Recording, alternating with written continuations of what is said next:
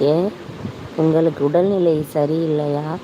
சளி பிடித்திருக்கிறதா? உங்கள் பேச்சு தெளிவாக இல்லை, டல்லாக இருக்கிறது.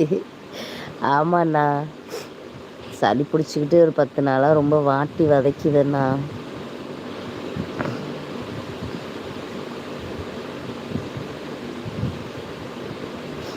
ரூபா பொண்ணுக்கு இனிய காலை வணக்கம். ஏய் தாத்தா, எங்கேயா இருக்க நீனு?